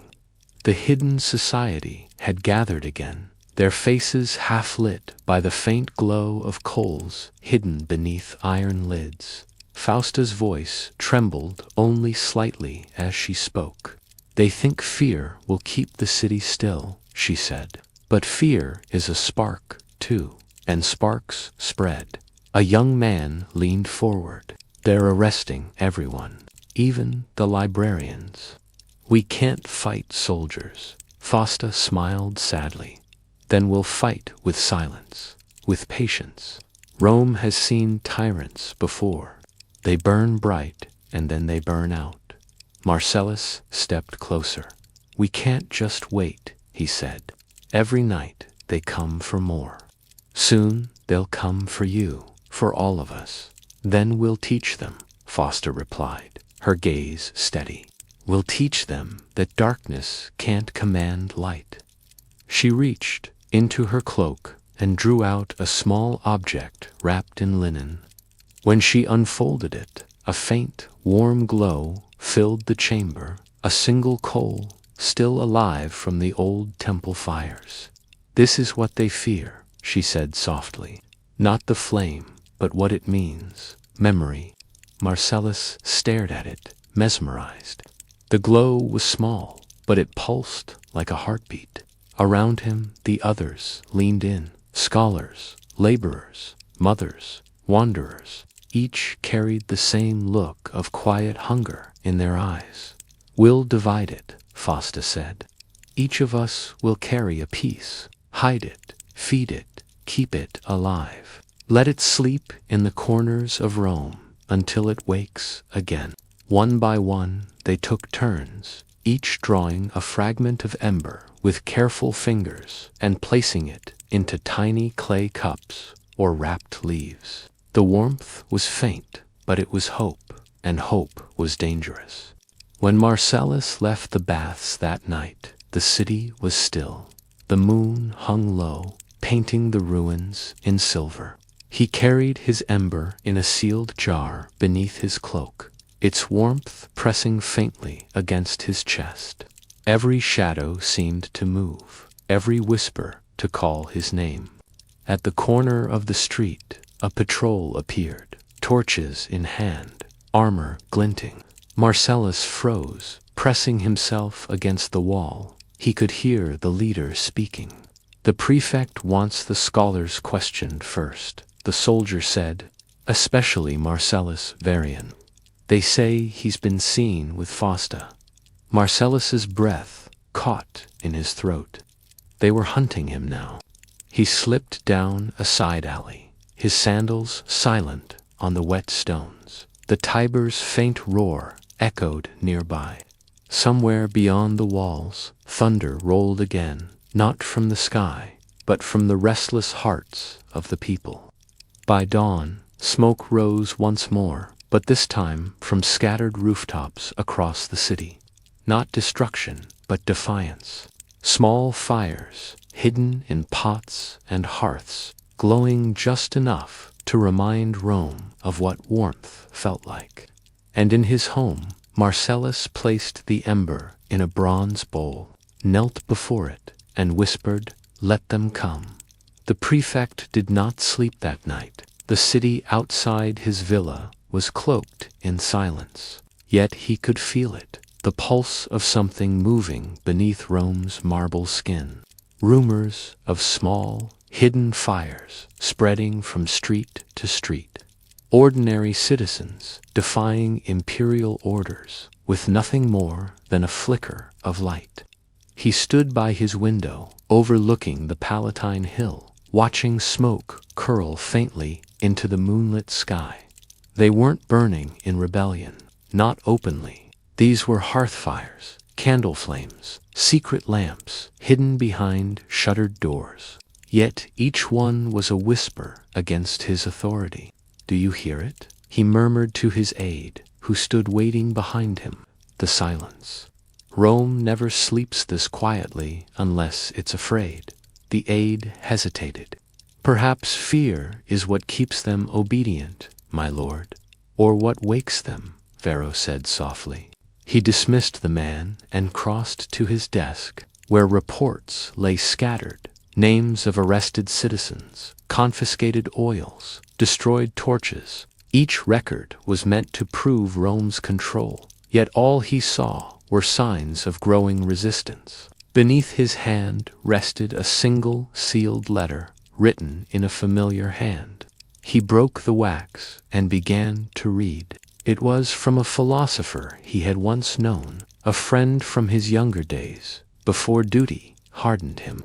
The letter was simple. You can command the flame, Gaius, but you cannot command its memory. Varro closed his eyes. For the first time in years, he remembered the warmth of a winter fire, the laughter of his wife. Long gone now, the scent of pine burning slow and sweet. He had buried that memory under armor and law. Yet tonight it stirred. At dawn he summoned his captains. "Bring me the prisoner, Marcellus Varian," he ordered. "Alive." When they brought Marcellus before him, the scholar's face was pale but unbroken. Dirt streaked his tunic, yet his eyes held something steady, something the prefect had not seen in a long time. "You know why you're here," Varro said, his voice low. "I imagine it's not for sleeping too peacefully," Marcellus replied quietly. A flicker of humor crossed Varro's face before it vanished. "You've been spreading lies, teaching citizens to defy imperial order, to keep flames lit. I've only reminded them what warmth feels like," Marcellus said. "You've taken that away." Varro studied him for a long moment. "Do you believe warmth can defy Rome?" "I believe coldness kills empires faster than swords," Marcellus said. The prefect turned away, his gaze falling to the faint curls of smoke drifting from the city below. "You think this is tyranny," he said, "but it's discipline. Fire destroys as much as it saves." "And yet," Marcellus murmured, "you've never once stopped Rome from burning its enemies alive." Varro's hand tightened against the stone ledge. The words stung, not because they were insolent, but because they were true. After a long silence, the prefect spoke again. "Tell me, scholar, if I were to let you go, what would you do?" Marcellus looked up, his voice almost a whisper. "I'd teach. I'd write. I'd tell them that the night isn't something to fear." The prefect turned to him fully now. "And what if the night itself is the enemy?" Marcellus's gaze softened. "Then you've forgotten that even darkness belongs to the gods." For a long moment, neither spoke. Outside, the faint hum of the city carried through the open windows. Market traders setting up stalls, distant voices rising with the dawn. Finally, Varro stepped closer. "I should have you executed," he said quietly. "I know, and yet," Varro added, almost to himself, "I think Rome needs men like you." He waved to his guards. "Take him to the lower courtyard. Keep him under watch, but unharmed." As they led Marcellus away, Varro remained alone in the chamber. The sunlight crept across the floor, touching the scattered scrolls and letters. He reached for one, unfolded it, and stared at a charcoal sketch drawn by a prisoner, the symbol of a small flame surrounded by laurel leaves. Something within him shifted, not rebellion, not yet, but remembrance. That night, as the city fell silent again, Varro stood alone on the balcony. Far below, the Tiber glimmered like black glass. He could see faint hidden lights moving through the alleys, the secret embers of the people he had sworn to control. And as he watched, one of them seemed to flare, then fade, like a heartbeat in the dark. He did not call his guards. He did not give the order to extinguish it. Instead, he whispered, "Let them burn a little longer in the shadows of the city." Marcellus sat in his cell and felt warmth touch his palms, faint but real. He smiled, knowing the prefect had seen. The night, at last, was beginning to change. Days passed, and the secret fires of Rome began to multiply. They appeared first as whispers, a flicker of light beneath a baker's oven after hours. A candle kept burning in a widow's window, a hidden flame within the catacombs where the poor gathered to share warmth. What had started as defiance was slowly becoming something greater, a quiet, collective heartbeat. Marcellus, though still confined to the lower courtyard, could feel it. From his small stone cell, he would see the faint glow spilling over rooftops at night, each one a sign that the people were remembering what it meant to feel alive after dusk. He knew that a single flame could start an idea, and ideas were harder to extinguish than fire itself. One evening, a young guard, perhaps no more than 20, lingered outside Marcellus's door longer than usual. The man looked nervous. Finally, he spoke. "Is it true," he whispered, "that you once studied under Seneca's pupils?" Marcellus looked up, cautious. "It's been many years, but yes." The guard glanced around before leaning closer. "My mother. She lights a lamp every night. She says it keeps the cold spirits away. The prefect's men broke into our home last week. They told her to stop." Marcellus nodded slowly. "And did she?" "No," the guard said, eyes flickering. "She said light is older than law." Marcellus felt a faint smile rise to his lips. "Your mother is wiser than most philosophers I've met." The young man hesitated, then slipped a small object through the bars, a single wax taper wrapped in cloth. "For when they forget to watch you," he said, and walked away before Marcellus could respond. That night, when the moon rose high above the city, Marcellus unwrapped the cloth and set the candle upon the floor. He struck flint against stone until, finally, the wick caught. It was a small, trembling flame, but in the heart of that prison, it was enough to make the air feel alive again. He sat cross-legged, watching the light dance against the walls. He thought of the prefect Varro, a man torn between order and memory. Somewhere deep in his conscience, Marcellus knew the prefect's heart was not as cold as the empire he served. Meanwhile, on the other side of the city, that very same man was awake once more. Varro stood in the imperial courtyard, staring at a growing pile of confiscated lamps, hundreds of them, each taken from homes across the districts. They were to be melted down at dawn, their oils poured into the Tiber as a warning. He reached out, picked up one small bronze lamp, and rubbed the soot from its handle. Someone had engraved a child's name into the metal, Livia. He turned it over in his hands. The oil still clung to the edges. With one breath, one flick of spark, it could live again. "Prefect," a voice interrupted. It was Tribune Cassian, his most trusted officer. "Shall we proceed with the disposal?" Varro paused. "No," he said finally, "not tonight." "Leave them," Cassian frowned. "Leave them, sir."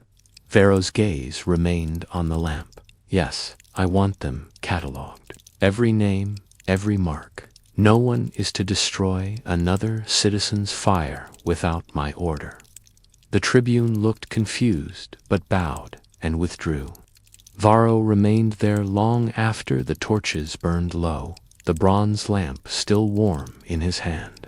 That night, he took it back to his quarters. He did not light it, not yet, but he placed it beside his bed, like a promise waiting to be fulfilled. The next morning, whispers began to move through the streets. The prefect had halted the burnings. The night raids had stopped. At first, no one believed it. Then, one by one, lamps began to return to windows. By the week's end, the city looked alive again, not with the wild blaze of rebellion, but with the slow, golden shimmer of rediscovery. Children played under doorways lit with oil. Old men told stories beside their hearths. Merchants began carving small suns into their doors. quiet symbols of courage. And in the prisons, Marcellus felt a shift in the air. The guards were less tense, the nights less cold. It was on one such night that Varro came to see him again. The prefect dismissed the guards and entered the cell alone. The only light came from the small candle burning at Marcellus's feet. "I see you found a way to cheat my law," Varro said softly. Marcellus met his gaze. "A law against warmth cannot last." Varro looked at the flame for a long time, then sank onto the stone bench opposite him. "You think I am a monster," he said quietly. "You think I do not understand what this means to people." "I think," Marcellus replied, "that you understand it too well. That's why it frightens you." The prefect didn't answer immediately. Instead, he reached into his cloak and withdrew the small bronze lamp, the one engraved with the child's name. He set it down between them. "I once had a daughter," he said. "Her name was Livia." Marcellus looked up, surprised. "She died in the great fever 3 winters ago. I used to light this for her each night. When the emperor banned open flame, I obeyed. I told myself it was duty. But every night since then, the darkness has felt heavier." He brushed his thumb along the cold metal. "Perhaps it's not the people who need the light," he whispered. "Perhaps it's me." Marcellus said nothing. Instead, he leaned forward, touched the candle's flame to the lamp's wick, and for the first time in years, the light rose again. Both men sat in silence, the flickering glow painting their faces gold. Outside, the night air moved gently through the bars, carrying with it the scent of bread, baking, oil burning, life returning. Neither man spoke again for a long while, but both understood something irreversible had begun. The darkness of Rome was ending, not with fire, not with rebellion, but with memory. Years slipped quietly into decades, and what began as a single candle in a Roman prison grew into a ritual that outlived emperors, wars, and time itself. The empire, once vast and unyielding, began to crumble under its own weight, but in the ashes of its cities, tiny points of light continued to burn. They no longer feared the darkness. They had learned to live within it, to meet its silence with a steady flame. When Varro passed away, the people of Rome said they saw strange things that night, that every house along the Aventin hill lit a lamp in his honor, though no one had told them to. The governor's body was buried, with his daughter's lamp placed beside his chest. And though the empire itself would soon fall to the tides of history, the story of the man who restored the night to Rome spread far beyond the city's crumbling walls. Centuries later, travelers spoke of a distant monastery perched high on the cliffs of Gaul, a place where monks guarded a single flame said to have never gone out since the days of the Caesars. They called it Lux Eterna, the eternal light. It was said that the flame had been carried by a pilgrim from Rome, passed hand to hand, generation to generation, until it found its way there. In that monastery, an old monk named Brother Severin tended the lamp. He was a quiet man, his hands scarred from years of tending oil and wick. Every night before dawn, he would kneel before it, whispering the same words he had been taught by those before him.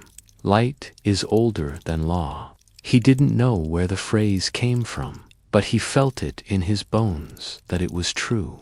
Outside, the world was changing. New kingdoms rose, kings fought, and faith itself fractured. Armies swept through villages, burning libraries, looting churches, yet somehow the monastery stood untouched.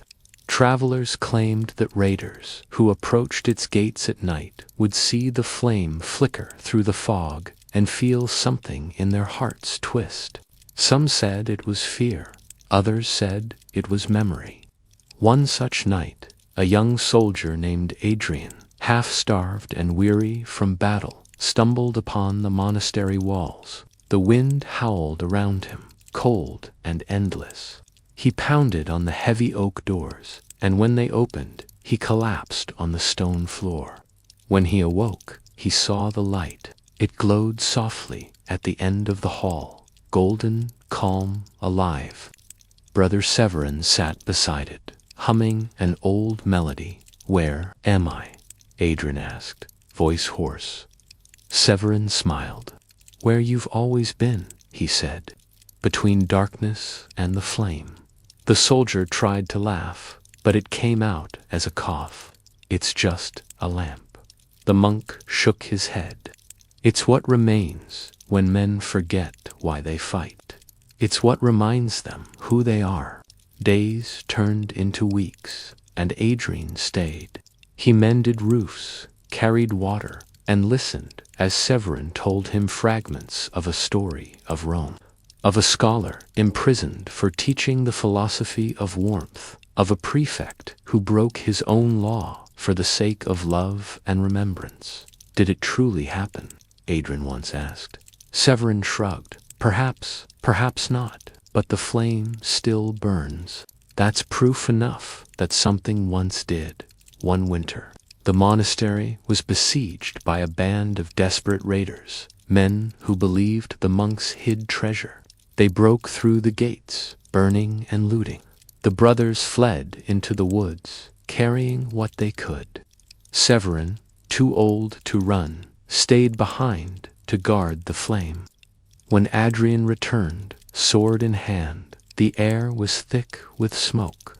He found Severin kneeling before the lamp, blood on his robes, but a faint smile on his face.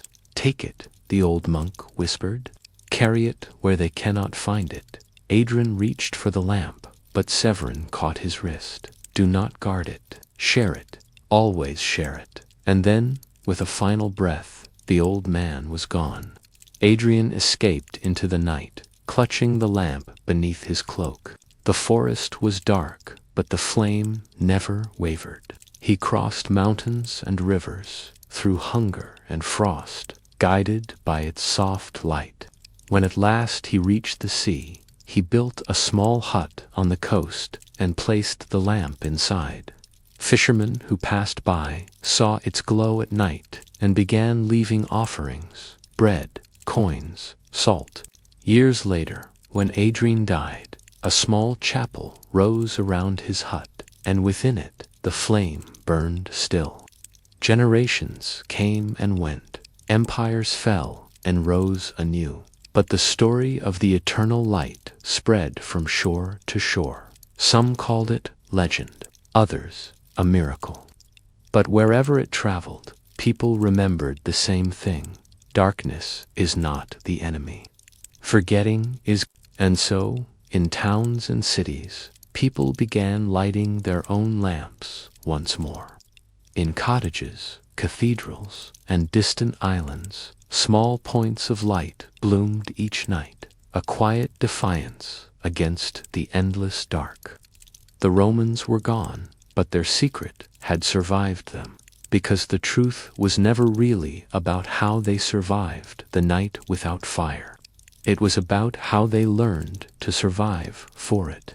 Centuries drifted past like dust in a sunbeam, and the world changed beyond recognition. Stone roads became railways, temples became cities of glass, and yet somehow the small, quiet light of Rome's forgotten flame refused to die. It moved unseen through time, tucked into hearts, rituals, and words. The ancient world faded, but the memory of its warmth lingered like an echo in the human soul. In a small town along the English coast, long after the Roman Empire had vanished, an old lighthouse keeper named Ellis kept a peculiar oil lamp beside his bed. It was small, bronze, dented, nothing of value to anyone else, but to him it was everything. His grandmother had told him it was a Roman flame, passed down through generations of keepers before him. When storms came and ships vanished into the mist, Ellis would light the lamp and whisper a prayer he did not understand. Lux Eterna, the eternal light. Sometimes, late at night, he'd stare at the small golden flame and imagine the city where it was born. Rome, alive with marble and fire, its people whispering in narrow streets beneath the stars. He'd wonder if those same stars were watching him now, across all those centuries. And perhaps, in that thought, he found comfort, because even in the coldest winds, even in the loneliest nights, the flame never failed him. One night, as a violent storm rose from the sea, lightning struck the cliffs, the lighthouse shook, the great beacon atop the tower flickered and died, swallowed by darkness. Ellis stumbled down the stairs, heart racing, clutching the little lamp in his hand. He climbed through rain and wind, every step a battle, until he reached the lantern room. There, soaked and trembling, he held up the Roman flamand for a moment. Against the furious storm, the world glowed gold again. The ships out at sea saw that faint, unwavering light and turned toward it. By morning, every vessel had found its way home. No one ever learned how the old man had survived that storm, but when they found him the next day, the lamp still burned beside him, untouched by rain. And so the townspeople took it as a sign. They placed it at the base of the new lighthouse, sealed in glass, where it continued to burn, never dying, never dying. Years rolled on. The lighthouse became automated, the keepers gone, but the flame remained. Tourists came and went, snapping photos, never knowing its story. Yet, somehow, those who lingered near it always said they felt something an odd calm, a sense that the air itself was alive with memory. Then, one winter evening in 2024, a historian named Dr. Clara Nolan arrived from New York. She had spent her life studying obscure Roman rituals, particularly those connected to light and philosophy. When she heard rumors of the eternal lamp of Dover, she boarded a plane without hesitation. Standing before the flame, she felt a chill. The lamp's design was unmistakably Roman, its carvings, its curvature, even the small Latin engraving near the base, Memoria Lucis. Memory shines. Her heart pounded. Could this truly be what she thought it was? She arranged for a careful study, using gentle instruments and microscopes. Beneath centuries of soot, they found traces of ancient olive oil, its chemical signature, matching that of the Mediterranean groves once used in Rome itself. More astonishing still, the wick was woven from a plant fiber long extinct in northern Europe.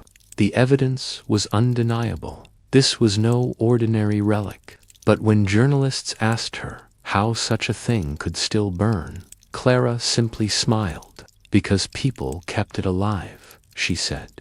Every time someone chose to carry a light into darkness, they became part of the same story. That night, she sat alone by the flame, notebook in hand.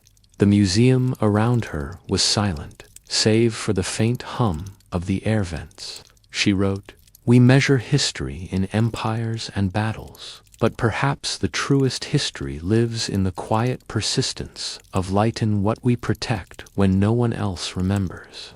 Outside, the winter wind brushed against the windows. The world beyond was dark, but not silent. The ocean murmured. Somewhere in that sound, Clara thought she could hear whispers, soft, ancient, speaking in a language long dead, yet somehow understood. She closed her eyes.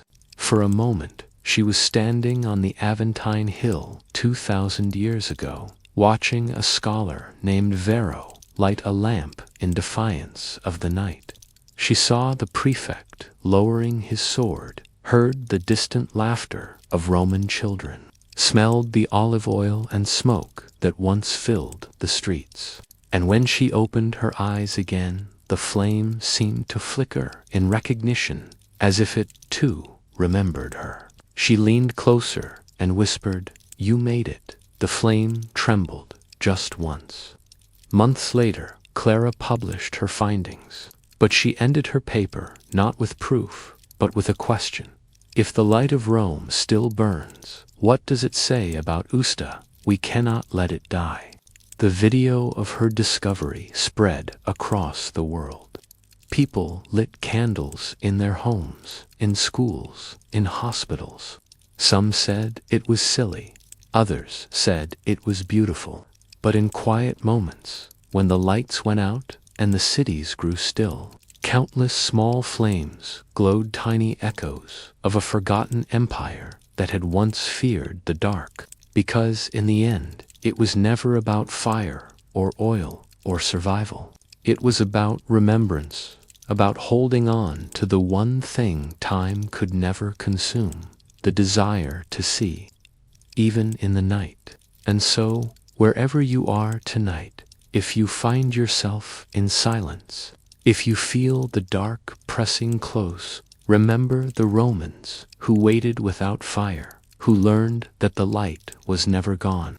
It only needed someone to carry it forward. Close your eyes now.